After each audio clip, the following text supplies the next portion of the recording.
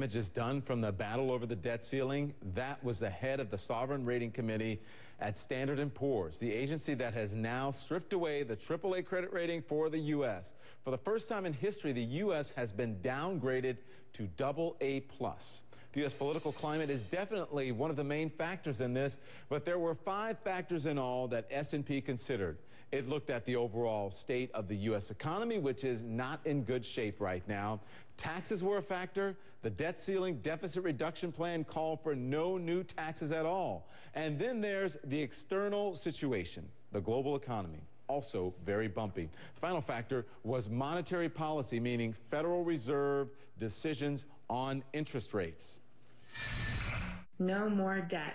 And I think Standard & Poor's made a great point to the United States government and their politicians when they said to you, hey, you guys are not getting your act together.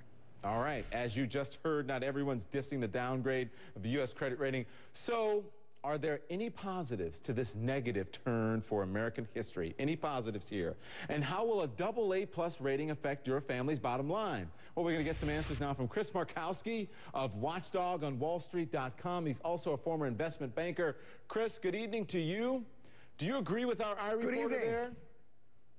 Oh, I love it. I love it. I think that this is a great thing. I think it finally makes us face our medicine. I know there's no Mary Poppins, no spoonful of sugar to make the medicine go down, but we're going to have to deal with the fact that we've got to get our fiscal house in order. All right. How will the average family be impacted on this? Will this affect our daily lives in any way?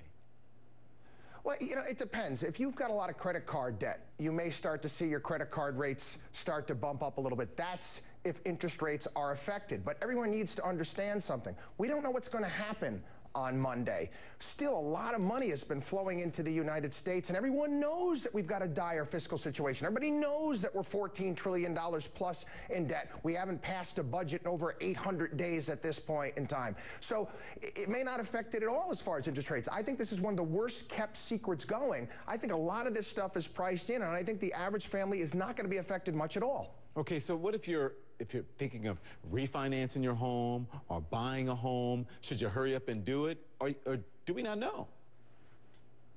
Well, yeah, I missed it wrong. I thought I was getting a good deal a couple of years ago when I refinanced at 4.8%, but I could have done better than that.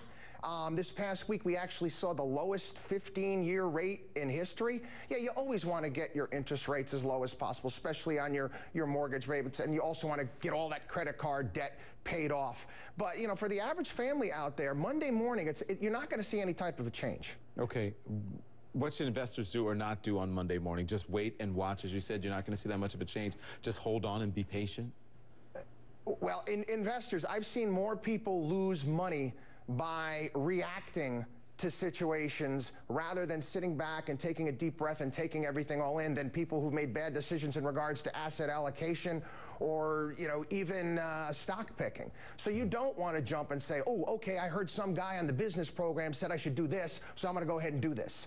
If you've got your financial plan done the right way and you've got a goal-centric portfolio, none of this is going to matter. Unless you think that, you know, Mad Max is going to be coming down the pike soon and we're going to all be living in, you know, tuna fish cans and some sort of, you know, storing gold bars in our backyard, you're going to be fine. Make sure you get your financial plan done the right way and sit this one out.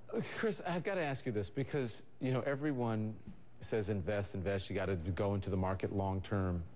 Okay, so the market is tanking right now. Is that actually good advice? Is there somewhere else that people should be putting their money into? Should they be maybe putting it into real estate? You mentioned gold. Is there something else besides the market? Because a lot of people don't have faith in the markets right now, and it's understandable. Well, and that is understandable, but if you take a look at the markets over the long term, and when I say markets, I also include commodities like gold and, you know, food, and there's various different other things. Your portfolio's got to be built around you. You shouldn't have everything in one stock or one sector or all stocks. Real estate should play a part too if you're obviously getting positive cash flow from something like that. What about good old-fashioned savings accounts? So what about a good old-fashioned savings account? You're losing money. If you put money in a good old-fashioned savings account, what are they paying you?